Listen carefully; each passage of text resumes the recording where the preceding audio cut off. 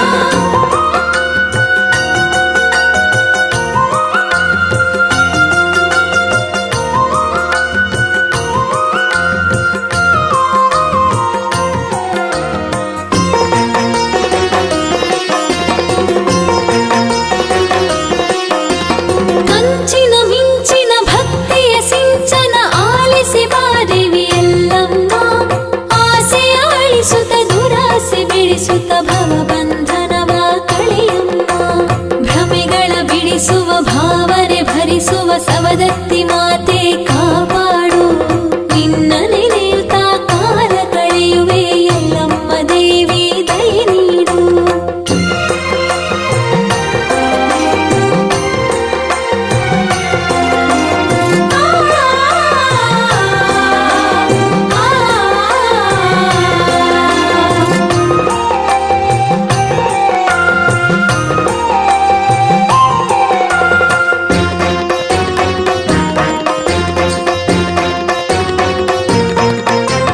ಸಮದತ್ತಿ ಕ್ಷೇತ್ರದ ಎಲ್ಲಮ್ಮ ದೇವಿ ನೂರೊಂದು ಬಾರಿ ವಂದಿಸುವೆ, ಮುತ್ತೈದೆಯರ ಪೂಜೆಗೆ ಒಲಿಯುವ ಮುಕ್ಕಣ್ಣನರಸಿ ಪೂಜಿಸುವೆ. ಕಷ್ಟವ ಅಳಿಸಿ ನೆಮ್ಮದಿ ನೀಡುವ ನಾನಾವತಾರಿಣಿ ಶರಣೆಂದೇ, ಪಾಮರ ಜನರ ರಕ್ಷಿಸುವಂತ ಪುಣ್ಯ ಪುನೀತೆ ಜಯತೆಂದೇ.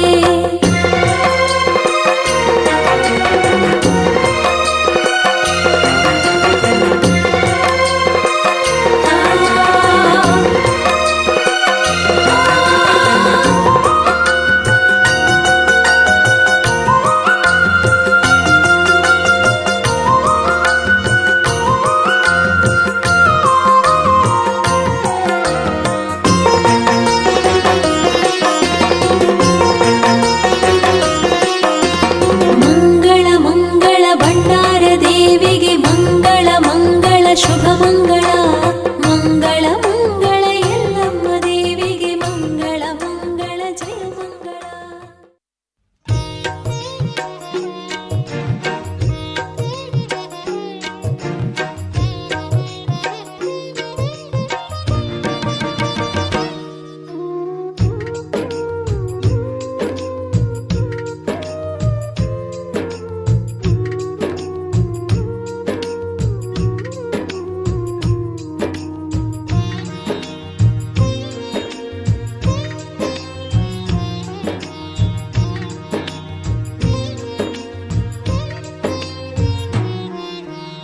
ಏನು ಬೇಡಲಿ ಮಾರಮ್ಮ ನಿನ್ನ ಸೇವೆಯ ನೀಡೋ ಜಗದಂಬ, ಏನು ಬೇಡಲಿ ಮಾರಮ್ಮ ನಿನ್ನ ಸೇವೆಯ ನೀಡೋ ಜಗದಂಬ.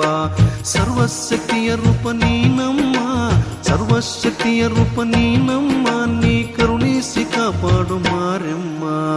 ಏನು ಬೇಡಲಿ ಮಾರಮ್ಮ ನಿನ್ನ ಸೇವೆಯ ನೀಡು ಜಗದಂಬ, ಏನು ಬೇಡಲಿ ಮಾರಮ್ಮ ನಿನ್ನ ಸೇವೆಯ ನೀಡು ಜಗದಂಬ. ಸರ್ವಶಕ್ತಿಯ ರೂಪ ನೀನಮ್ಮ, ಸರ್ವಶಕ್ತಿಯ ರೂಪ ನೀನಮ್ಮ, ನೀ ಕರುಣಿಸಿ ಕಾಪಾಡು ಮಾರಮ್ಮ. ಏನು ಬೇಡಲಿ ಮಾರಮ್ಮ ನಿನ್ನ ಸೇವೆಯ ನೀಡು ಜಗದಂಬ, ಏನು ಬೇಡಲಿ ಮಾರಮ್ಮ ನಿನ್ನ ಸೇವೆಯ ನೀಡು ಜಗದಂಬ.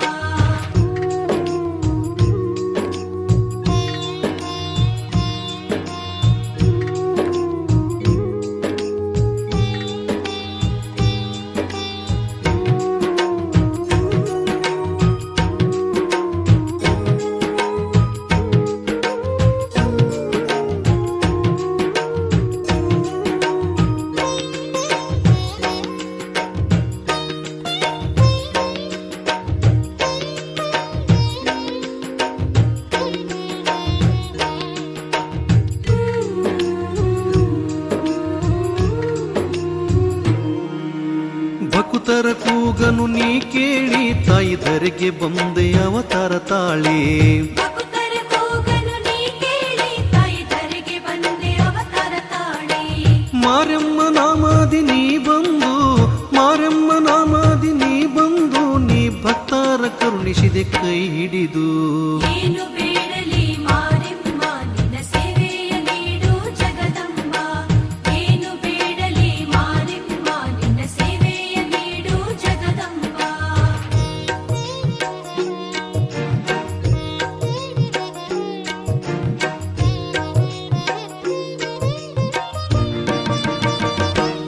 ಆ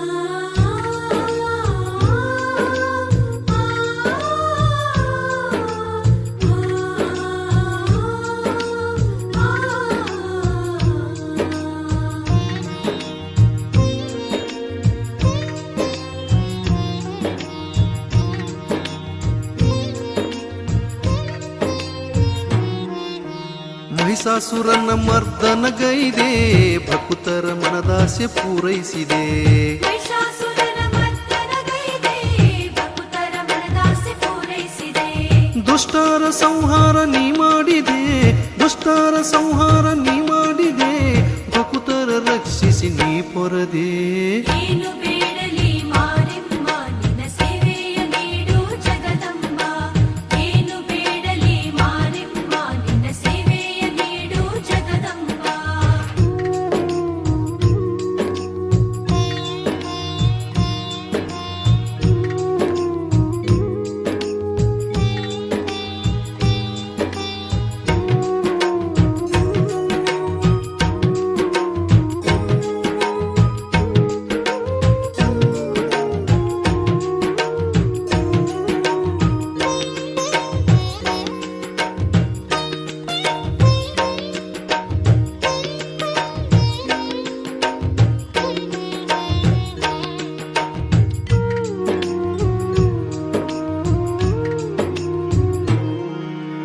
ಧರೆಯುಳು ಮೆರೆಯುವ ರಾಯಚೂರು ನವರಾತ್ರಿ ದಿನದಲ್ಲಿ ನಿನ್ನ ತೇರು ಹರಿಯುಳು ಮೆರೆಯುವ ರಾಯಚೂರು ನವರಾತ್ರಿ ದಿನದಲ್ಲಿ ನಿನ್ನ ತೇರು ಭಕ್ತರ ಭಕ್ತಿಗೆ ನೀ ಒಲಿದು ಭಕ್ತರ ಭಕ್ತಿಗೆ ನೀ ಒಲಿದು ಭಂಡಾರ ಕರುಣಿಸು ಮಾರಮ್ಮ ಏನು ಬೇಡಲಿ ಮಾರಿಮ್ಮ ನಿನ್ನ ಸೇವೆಯ ನೀಡು ಜಗದಂಬ ಏನು ಬೇಡಲಿ ಮಾರಿಮ್ಮ ನಿನ್ನ ಸೇವೆಯ ನೀಡು ಜಗದಂಬ ಸರ್ವಶಕ್ತಿಯ ರೂಪ ನೀನಮ್ಮ ಸರ್ವಶಕ್ತಿಯ ರೂಪ ನೀನಮ್ಮ ನೀ ಕರುಣಿಸಿ ಕಾಪಾಡು ಮಾರಮ್ಮ ಏನು ಬೇಡಲಿ ಮಾರಿಮ್ಮ ನಿನ್ನ ಸೇವೆಯ ನೀಡು ಜಗದಂಬ ಏನು ಬೇಡಲಿ ಮಾರಿಮ್ಮ ನಿನ್ನ ಸೇವೆಯ ನೀಡು ಜಗದಂಬ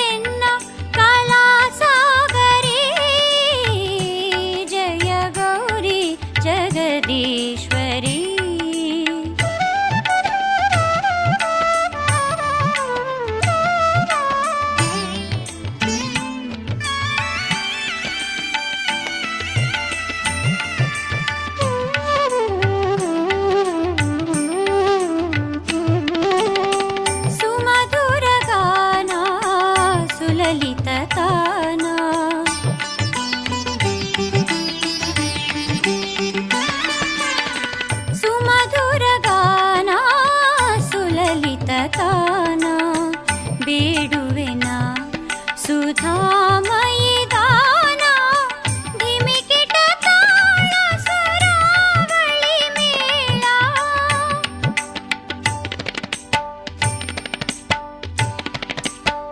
ಧಿಮಿಕಿಟ ತಾಳ ಸ್ವರಾವಳಿ ಮೇಳ ಮಂಜುಳ ಮಂಗಳ ನಾದನಿ ಜಯ ಗೌರಿ ಜಗದೀಶ್ವರಿ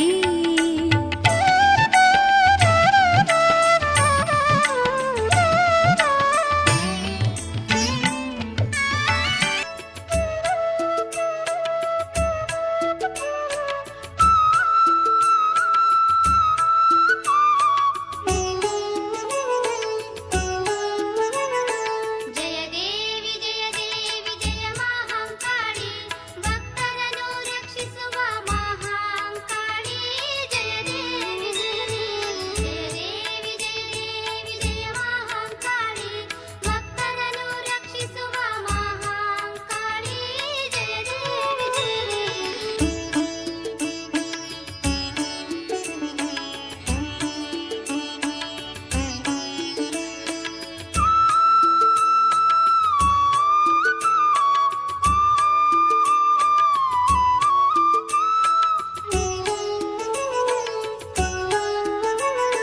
ಪಟ್ಟ ಕುಂಕುಮವ ಹಚ್ಚಿದ ಕೆಮ್ಮ ಒಡ್ಯಾಣ ಓಲಿಗೆ ಧರಿಸಿದ ಕೆಮ್ಮ ಜಯ ದೇವಿ ಕೈಯಲ್ಲಿ ಖಡ್ಗವನು ಪಿಡಿದ ಕೇಯಮ್ಮ ಪುರಿನೇತ್ರಧಾರಿ ನೀನಾದೆಯಮ್ಮ ಜಯ ದೇವಿ ಜಯ ದೇವಿ ಜಯ ಮಹಾಂಕಾಳಿ ಭಕ್ತರನ್ನು ರಕ್ಷಿಸುವ ಮಹಾಂಕಾಳಿ ಜಯ ದೇವಿ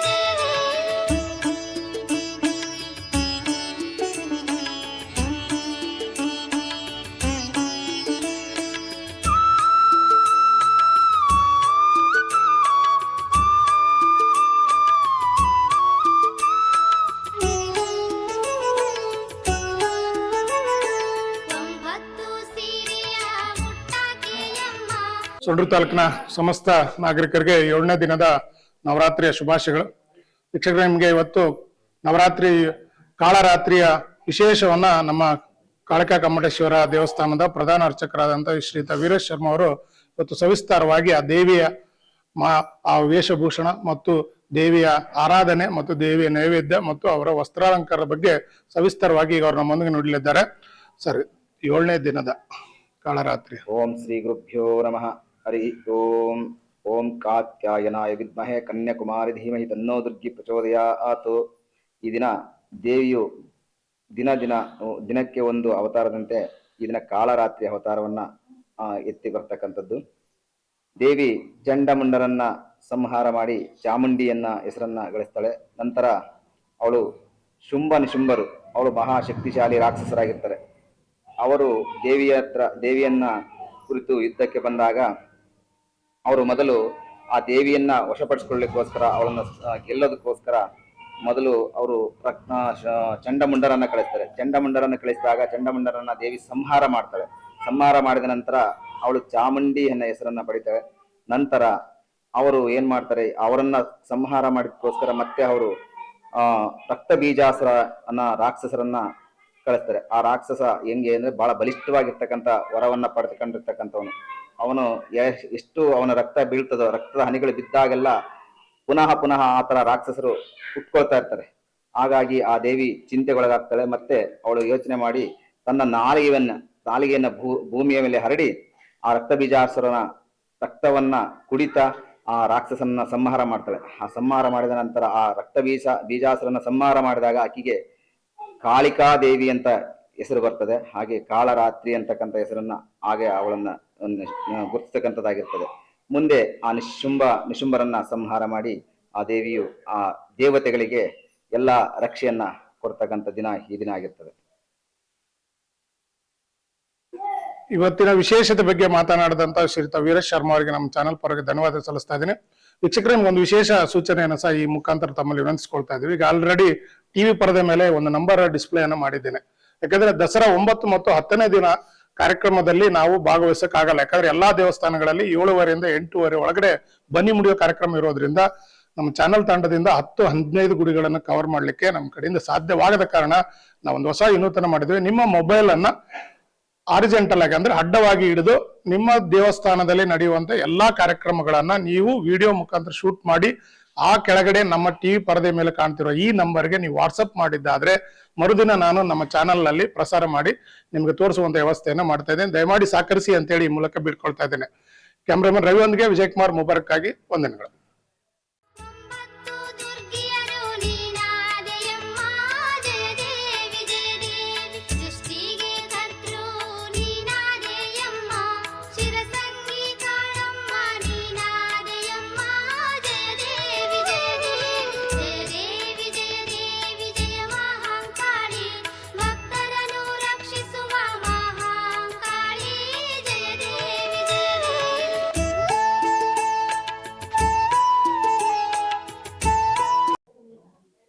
ವೀಕ್ಷಕರೇ, ಹೀಗೆ ನಿಮ್ಗೆ ದಿನಾಲು 7 ದಿನಗಳವರೆಗೆ ಅನೇಕ ದೇವಸ್ಥಾನಗಳಲ್ಲಿ ನಾವು ಪುರಾಣ ಪ್ರವಚನ ಪಠಣ ಮಾಡುವುದನ್ನು ಮತ್ತು ದೇವಿಯ ದರ್ಶನವನ್ನು ಮಾಡಿಸ್ತಾ ಇದ್ವಿ.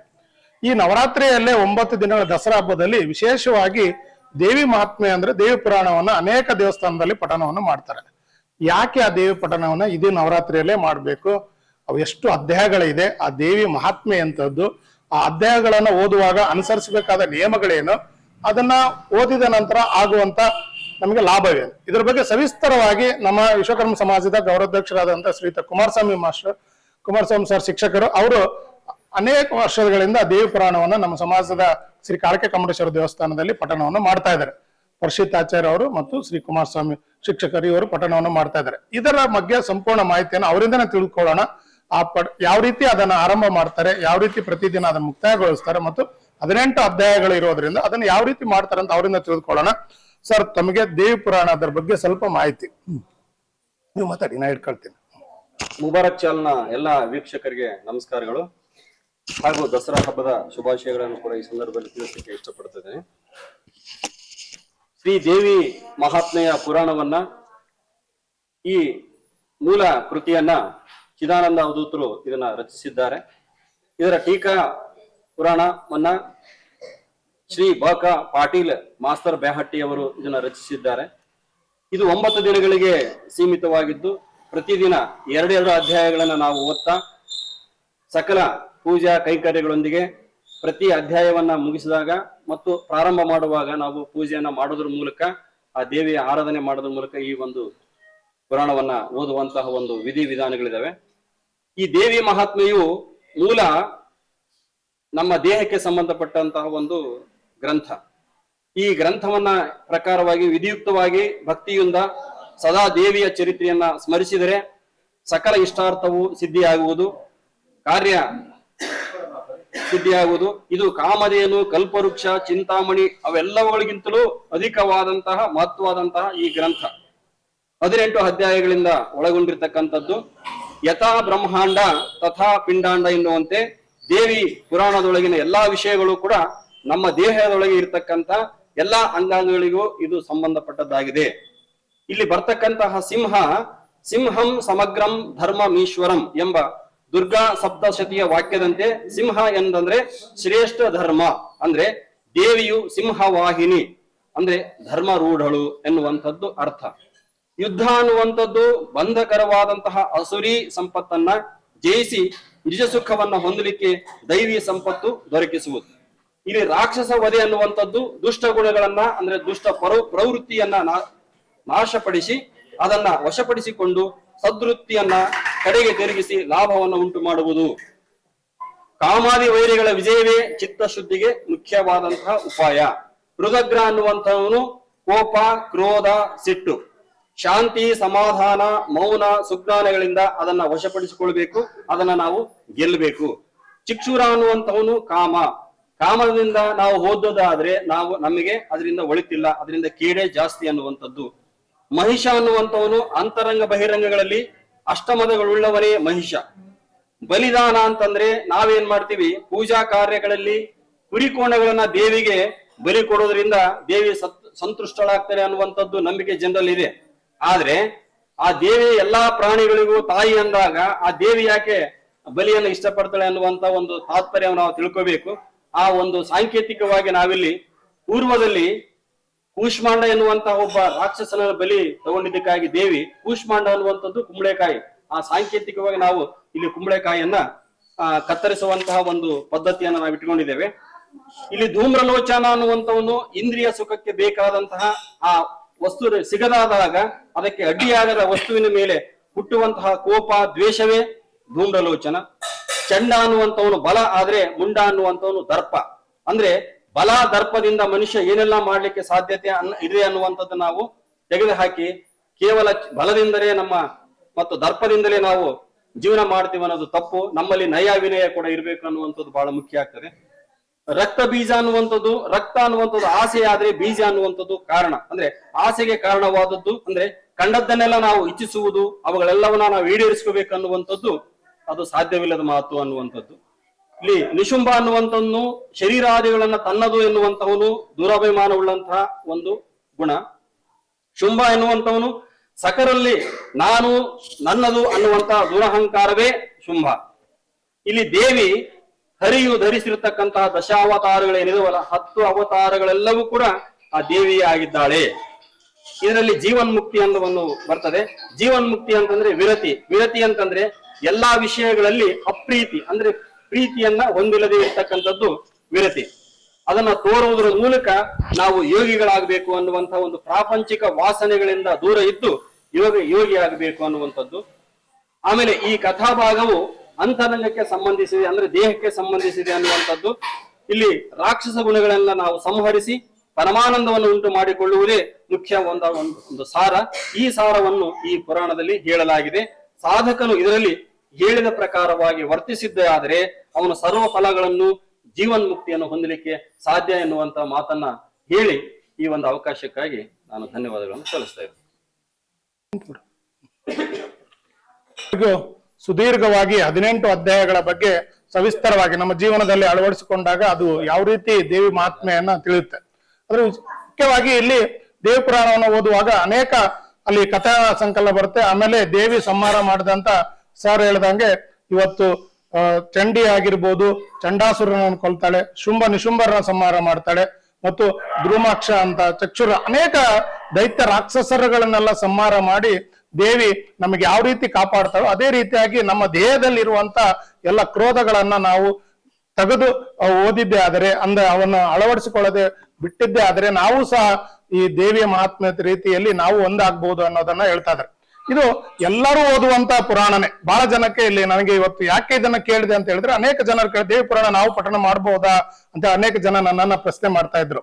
ಇಲ್ಲಿ ದೇವಿ ಪಠಣೆಯನ್ನ ಮಾಡುವರು ಯಾರೇ ಆಗಿರೋ ಇದು ದೇವನ ಅದು ಗಂಡು ಹೆಣ್ಣು ಅಂತ ಭೇದ ಭಾವ ಇಲ್ಲದೆ ಎಲ್ಲರೂ ಸಮಾನವಾಗಿ ಆದ್ರೆ ಬಹಳ ಶುದ್ಧವಾಗಿ ಅದೊಂದು ಆಸನವನ್ನು ಹಾಕಿಕೊಂಡು ಗುರುಗಳ ಮುಖಾನೆ ಅದನ್ನ ದುಃಖವನ್ನು ಪಡೆದುಕೊಂಡು ಪ್ರತಿ ಅಧ್ಯಾಯವನ್ನು ಓದುವಾಗ ಪೂಜೆ ಮಾಡಿ ಓದಬೇಕು. ಅಧ್ಯಾಯ ಮುಗಿದ ನಂತರ ಮತ್ತೆ ದೇವಿ ಪೂಜೆಯನ್ನು ಮಾಡಿ ನಿಮ್ಮ ಶಕ್ತಿಯಾನುಸಾರ ನೈವೇದ್ಯಗಳನ್ನ ಅರ್ಪಿಸಿ ಹೂಗಳನ್ನ ಸುಗಂಧ ಪುಷ್ಪಗಳಿಂದ ಅಲಂಕರಿಸಿ ದೇವಿ ಪಾರಾಯಣ ಮಾಡಿದ್ದೇ ಆದ್ರೆ ಆ ಮನೆ ಅವರ ಸಕಲ ಅಭಿವೃದ್ಧಿ ಆಗುವುದನ್ನ ನಮ್ಮ ಅನೇಕ ಇತಿಹಾಸದಲ್ಲಿ ನಾವು ನೋಡ್ತಾ ಇದೀವಿ.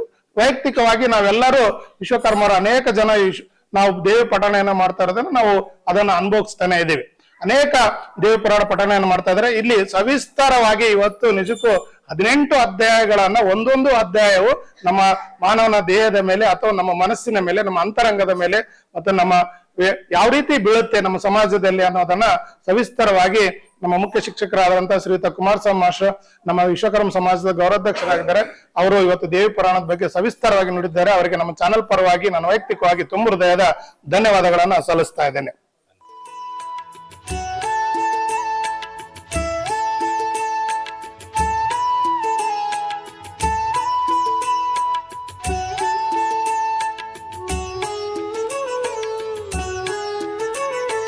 ಕಂಚಿಯಲ್ಲಿ ನೀನು ಕಾಳಮ್ಮನಾದೆ ಮೌನನಿಗೆ ದರ್ಶನ ಕೊಟ್ಟಾಕೆಯಮ್ಮ ಜಯ ದೇವಿ ಜಯ ದೇವಿ ವೀರಭದ್ರನ ಜೊತೆ ಇರುವಾಕೆಯಮ್ಮ